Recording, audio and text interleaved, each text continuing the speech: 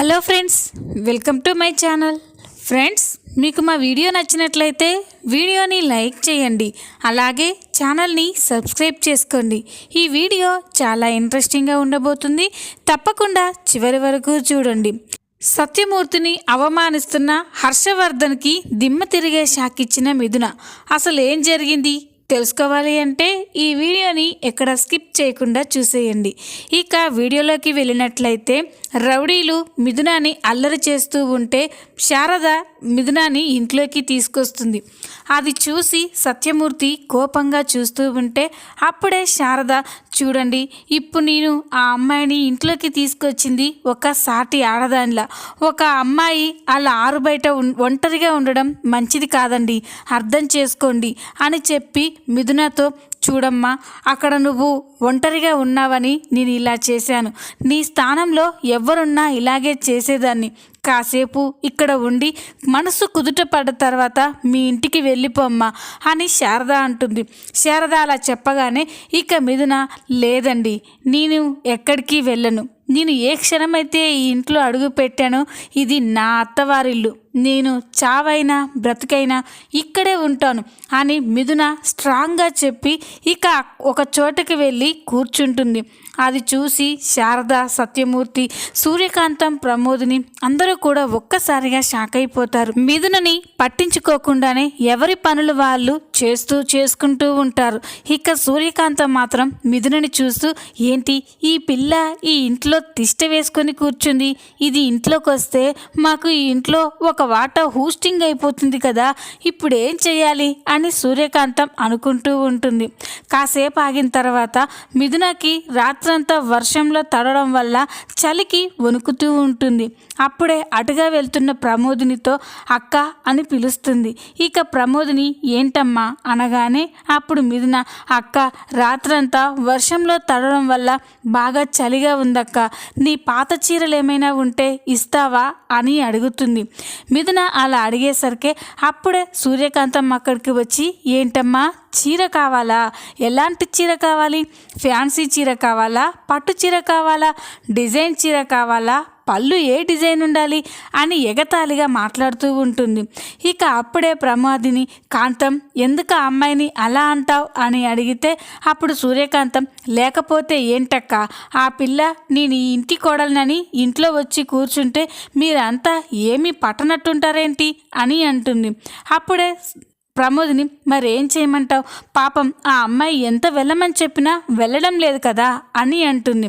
అప్పుడు సూర్యకాంతం, ఈ ఇంట్లో ఆ అమ్మాయిని బయటికి పంపించడం ఎవ్వరి వల్ల కాదు, నేనే పంపిస్తాను. ఏ పిల్ల, లే, నడు, బయటికెళ్ళు అని అంటుంది. ఇక సూర్యకాంతం అలా మాట్లాడుతూ ఉంటే మిథునకి చాలా కోపం వస్తుంది.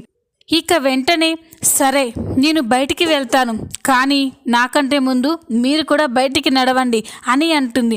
మిథున అలా అనేసరికి సూర్యకాంతం, శారద, ప్రమోదిని ఒక్కసారిగా షాక్ అయిపోతారు. ఇక సూర్యకాంతం, ఏంటమ్మాయి, నేనెందుకు బయటికి వెళ్తాను, నేను ఈ ఇంటి కోడల్ని, నాకు ఈ ఇంట్లో ఉండే హక్కు ఉంది అని అంటుంది. అప్పుడు మిథున, నేను కూడా అదే చెప్తున్నాను, నేను కూడా ఈ ఇంటి కోడల్ని, నాకు కూడా ఈ ఇంట్లో ఉండే హక్కు ఉంది, ఈ ఇంట్లో మీకెంత హక్కు ఉందో నాకు కూడా అంతే హక్కు ఉంది అని చెప్పగానే ఇక సూర్యకాంతం, ఏంటే ఆ హక్కు అని కోపంగా అంటుంది.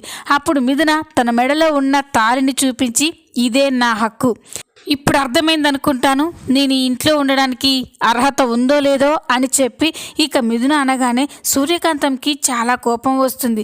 ఇక వెంటనే, నన్నే ఇంత మాట అంటావా, ఉండు, మా ఆయన వచ్చినాక నీ సంగతి చెప్తాను అని సూర్యకాంతం గదిలోకి వెళ్తుంది. సూర్యకాంతం వెళ్ళిపోయిన తర్వాత శారద, ప్రమోదిని చూస్తూ ఉంటారు. ఇక మిథున శారదతో, ఏంటత్తయ్య, నేను తప్పుగా మాట్లాడానా అని అడిగితే అప్పుడు శారద, లేదమ్మా, నా కొడుకు నిజంగా ప్రయోజకుడు అయి ఉంటే నువ్వు ఇలా మాట్లాడినందుకు నేను చాలా సంతోషపడేదాన్ని, కానీ నా కొడుకు అలా కాదు కదమ్మా, వాడిని నమ్ముకొని వచ్చి నీ జీవితాన్ని ఎందుకు అన్యాయం చేసుకుంటావు అని చెప్పి ఇక శారద అక్కడి నుంచి వెళ్ళిపోతుంది. మిథున అక్కడే ఒక చోట కూర్చొని అలాగే చలికి వణుకుతూ ఉంటుంది.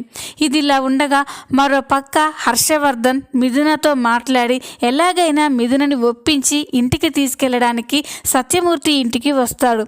ఇక హర్షవర్ధన్ కారులో సత్యమూర్తి ఇంటికి రాగానే లోపలికి గేట్ తీసుకొని వస్తాడు. సత్యమూర్తి వాళ్ళ ఇంటిని చూసి హర్షవర్ధన్ మదిలో ప్యాలెస్లో ఉండవలసిన నా కూతురు ఈ చిన్న ఇంట్లో ఉంటుంది, నా కర్మ కాకపోతే అని హర్షవర్ధన్ అనుకుంటూ ఇంట్లోకి వస్తాడు. హర్షవర్ధన్ ఇంట్లోకి రాగానే మిథున ఒక చోట చలికి వణుకుతూ కూర్చుని ఉంటుంది. మిథునని ఆ పరిస్థితుల్లో చూసి హర్షవర్ధన్ ఒక్కసారిగా ఎమోషనల్ అయిపోతాడు. ఇక వెంటనే అమ్మ మిథున అని పిలవగానే మిథున తన తండ్రి పిలుపు విని హర్షవర్ధన్ని చూస్తుంది. ఇక తన తండ్రిని చూసి మిథున కూడా చాలా ఎమోషనల్ అయి నాన్న అని పరిగెత్తుకుంటూ వెళ్ళి హర్షవర్ధన్ని హగ్ చేసుకొని ఎమోషనల్గా ఏడుస్తూ ఉంటుంది. ఇక హర్షవర్ధన్ కూడా మిథునని హగ్ చేసుకొని ఏడుస్తూ ఉంటాడు. ఇక వీళ్ళిద్దరూ ఇలా ఉండగా అప్పుడే ఇంట్లో వాళ్ళంతా కూడా అక్కడికి వస్తారు. హర్షవర్ధన్ మిథునాని చూడగానే వాళ్ళందరికీ అర్థమైపోతుంది మిథున వాళ్ళ నాన్ననే హర్షవర్ధన్ అని. ఇక హర్షవర్ధన్ మిథున తడి బట్టలతో ఉండడం చూసి ఏంటమ్మా బట్టలు ఇలా తడిసిపోయి ఉన్నాయి, అలా వణికిపోతున్నావేంటమ్మా అని అడుగుతాడు. అప్పుడు మిథున రాత్రంతా వర్షంలో తడుస్తూనే ఉన్నాను నాన్న, అందుకే ఇలా చలికి వణుకొస్తుంది అని చెప్పగానే ఇక హర్షవర్ధన్కి చాలా కోపం వస్తుంది. ఇక వెంటనే ఇంట్లో వాళ్ళతో మీరు మనుషుల రాక్షసుల, నా కూతురు ఒక ఆడపిల్ల వర్షంలో తడుస్తూ ఉంటే అలాగే ఎలా చూస్తూ ఉన్నారు, కనీసం మానవత్వంతో అయినా ఇంట్లోకి రమ్మనిపించలేదా అని అడుగుతాడు. అప్పుడు సత్యమూర్తి చూడండి సార్, మీరు చాలా గొప్పవాళ్ళు, డబ్బున్న వాళ్ళు, మీ స్థాయికి మేము తగం. నా కొడుకు చేసిన ఒక దుర్మార్గ పని వల్ల ఒక ఆడపిల్ల జీవితం అన్యాయం కావద్దు అని మేము ఈ నిర్ణయం తీసుకున్నాం. నీ కూతురు వర్షంలో తడుస్తున్నా కూడా మేము అలాగే కఠినంగా ఉన్నాం. ఎందుకో తెలుసా, అలాగైనా తనకి విసుకొచ్చి మళ్ళీ మీ ఇంటికి వస్తుందని. కానీ మీ కూతురు చాలా మొండిదండి, తన పనుకున్నది సాధించే వరకు వదిలిపెట్టలేదు అని చెప్పి సత్యమూర్తి అంటూ ఉంటే ఇక హర్షవర్ధన్ అమ్మ మిథున ఇక్కడ నిన్ను ఎవరు పట్టించుకోరమ్మా, నువ్వు ఇంత చిన్న ఇంట్లో ఉండాల్సిన అవసరం ఏంటమ్మా, పదమ్మా మన ఇంటికి వెళ్దాం అని చెప్పగానే ఇక మిథున లేదు నాన్న, నేను అక్కడ ఉండే ఉద్దేశమే ఉంటే అసలు ఇక్కడికి వచ్చేదాన్నే కాదు, ఆ రోజే ఈ తాళిని తీసేసి మన ఇంటికి వచ్చేసేదాన్ని, కానీ నేను రాలేను నాన్న అని మిథున అంటుంది. అప్పుడు హర్షవర్ధన్ ఏంటమ్మా అలా అంటావు, అక్కడ నీ కోసం మేమంతా బాధపడుతున్నాం, మీ అమ్మ అన్నయ్య ముఖ్యంగా ఆదిత్య అయితే చాలా బాధపడుతున్నాడమ్మా, నా మాట వింతల్లి పదరా వెళ్దాం అని హర్షవర్ధన్ మిథునాని బ్రతిమిలాడుతూ ఉంటాడు. కానీ మిథున మాత్రం లేదు నాన్న, ఒక ఆడపిల్లని అత్తవారింటికి పంపించినప్పుడు పుట్టింటి వాళ్ళు అలాగే బాధపడతారు, అలా అని ఆ ఆడపిల్ల పుట్టింటికే పరిమితం కాదు కదా, ఇలాంటివి ఉంటూనే ఉంటాయి నాన్న అని చెప్పి మిథున అంటుంది.